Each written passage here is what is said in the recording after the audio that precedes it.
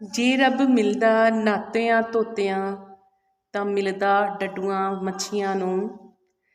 ਜੇ ਰੱਬ ਮਿਲਦਾ ਜੰਗਲ ਫਿਰਿਆਂ ਤਾਂ मिलता गाइयाँ बछियाँ ਨੂੰ। बहुत पहले की बात है कि एक संत महात्मा हुआ करते थे।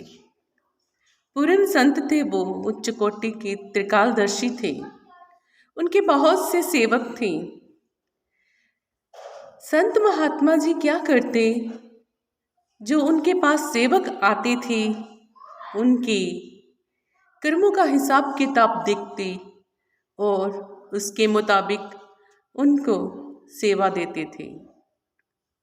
सिमरन भजन जो देते थे तो रोज़ाना का नियम था कि आश्रम में सेवा के बाद भजन के लिए उन्हें बिठाया जाता था। ये रोज़ की दिनचर्या थी सभी सेवकों की। उन्होंने एक प्रतिनिधि भी चुना हुआ था जो कि सभी सेवकों को भगवान गुरुदेव के नियम बताता था। जो गुरुदेव कहते उस हुक्म की पालना करवाता था बाकी के सेवादारों से। लेकिन उनमें एक सेवादार ऐसा भी था जो मन मर्जी करता था।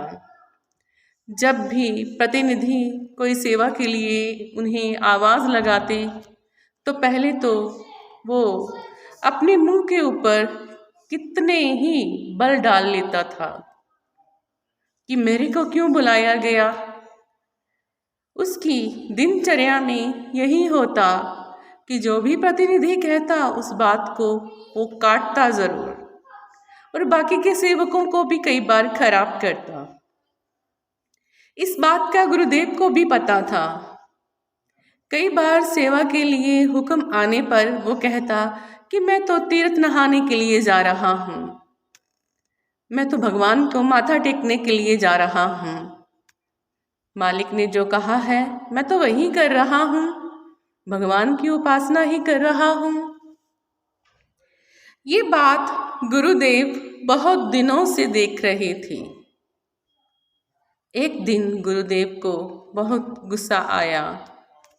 गुरुदेव ने उसको बुलाया और कहा कि तुम्हें जब भी हुक्म दिया जाता है तुम उस हुक्म की पालना करने के बजाय तुम उसे टाल देते हो, दूसरे सेवकों को भी खराब कर रहे हो। यह सुनकर वो कहता कि गुरुदेव मैं तो तीर्थ यात्रा पर गया हुआ था, मैं तो फलां तीर्थ पर नहाने के लिए गया हुआ था, मैं तो भगवान के मंदिर में माथा टेकने के लिए गया हुआ था। गुरुदेव कहते कि देखो, जब तुमने गुरु धारणा की है तो तुम्हें नियमों में भी बनना पड़ेगा। हर आश्रम के अपने नियम होते हैं, लेकिन तुम नित्य प्रति उन नियमों को तोड़ते रहते हो।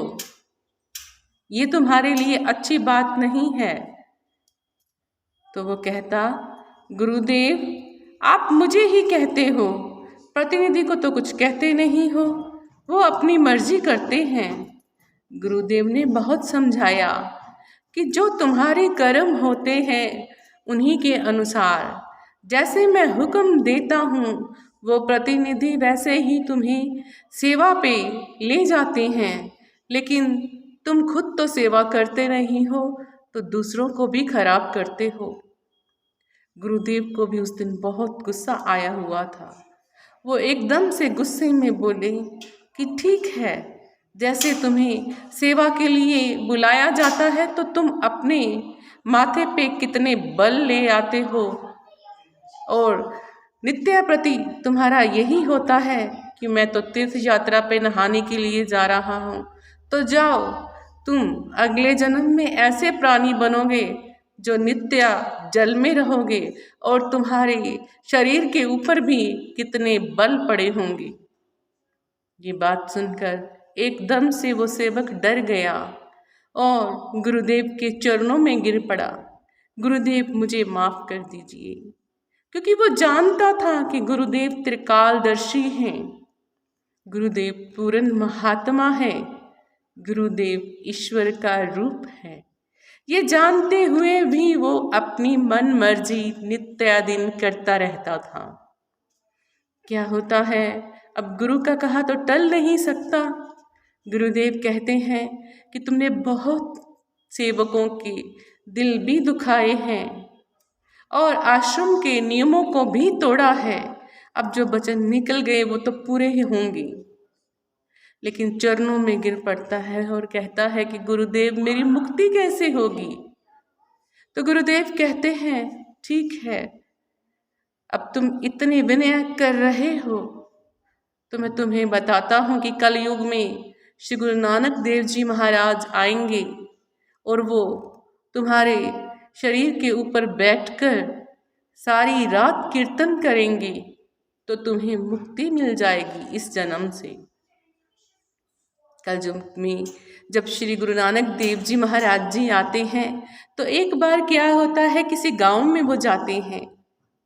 वहाँ पर उन्हें रुकने के लिए कोई भी जगह नहीं मिलती।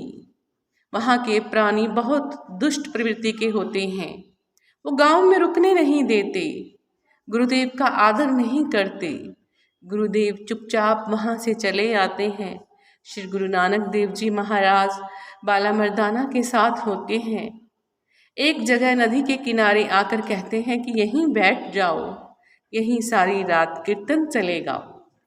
सारी रात कीर्तन चलता है। आधी रात के बाद ज़मीन हिलने लग जाती है तो मर्दाना जी डर जाते हैं और कहते हैं गुरुदेव यहाँ तो ज़मीन हिल रही है।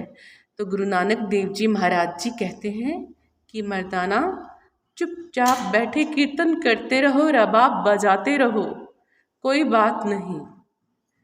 ये सुनकर मर्दाना जी अपनी रबाब बजानी शुरू कर देते हैं। सारी रात वहाँ कीर्तन होता है।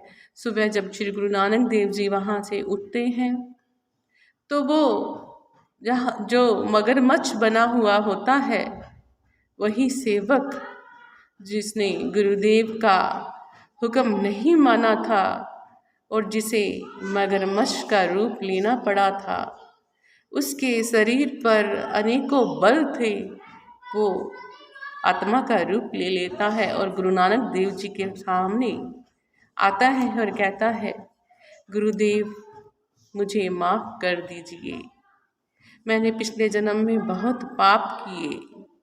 मैं गुरु का होते हुए भी उनकी बात को मान ना सका, उनके वचनों को ध्यान में ना रख सका, मैं उनका हुक्म ना मान सका, जिसकी वजह से मुझे ये जन्म लेना पड़ा।